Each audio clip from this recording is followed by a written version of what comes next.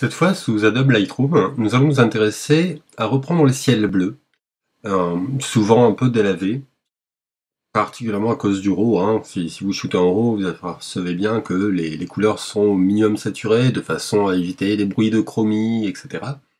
Donc on va remonter ici un ciel qui a été pris sans filtre, une photo qui rend plus légèrement trop exposée, on le voit ici au niveau du ciel. Donc on va commencer par prendre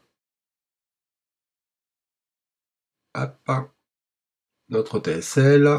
Donc voilà, d'origine, quand vous ouvrez votre TSL couleur noir et blanc, vous êtes comme ça sur teinte. Vous allez basculer sur tout de façon à voir tous les réglages.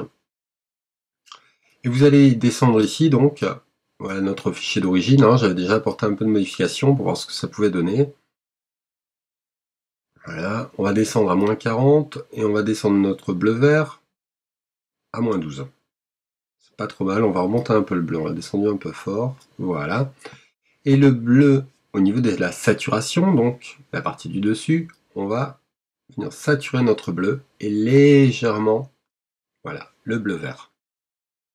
Une fois qu'on a fait cette modification, donc on peut vous faire un avant-après, pour voir ce que ça donne. On voit bien que le ciel est en grande partie récupéré, de par une sous-exposition et une légère saturation. Nous allons nous intéresser d'abord à reprendre. Si on regarde de près, on a un bruit de chromie, forcément, on a monté la saturation. Donc on va aller dans Détail, et dans Dilution du bruit, on va monter un peu la luminance. Voilà, peut-être pas trop non plus. Voilà, et monter le contraste, légèrement. Voilà, donc comme ça, on réduit. On s'aperçoit qu'on a exagéré forcément les aberrations chromatiques.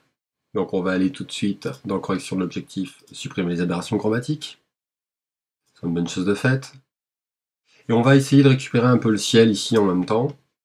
Donc avec l'outil pinceau de réglage et avec un masquage automatique, on va pas prendre un trop fort diamètre.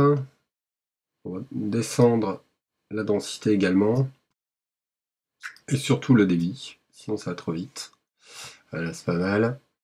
On va venir faire une légère sous-exposition. Alors, on va exagérer notre expo à moins, histoire de voir ce qu'on fait, et puis on la replacera après.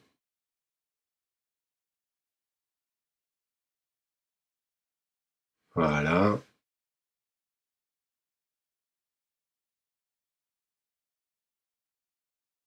Voilà. On va voir un peu ce que ça donne. Donc ça c'est la partie qu'on vient toucher. On peut lui ajouter de la couleur si on a besoin de voir tout de suite notre masque. Une fois plus pratique. Voilà. Et on va venir ici la désaturer et surtout on va descendre notre balance de blanc pour donner un peu de froideur dans ces nuages. Voilà, c'est très bien. Comme ça on a un petit côté bon temps d'un côté, mauvais temps de l'autre. J'aime bien ce genre d'effet.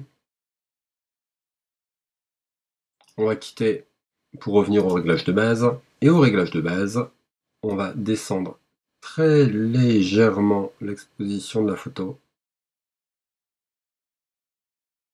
On va remonter un tout petit peu les tons foncés parce qu'ils sont légèrement bouchés. Voilà. Et descendre un tout petit peu les tons clairs. Alors c'est une manip sur laquelle il ne faut pas exagérer, c'est vite destructif, mais ça permet de ressortir un ciel relativement intéressant sur une photo comme là, qui moutonne un peu. Ça peut être très, très impressionnant. On pourrait éventuellement monter un petit peu la clarté, surtout quand on a des nuages, c'est toujours sympa, ça vient détacher, et sur la pierre ça donne un effet impressionnant, donc on peut la pousser au maximum pour voir son effet, et puis venir la régler.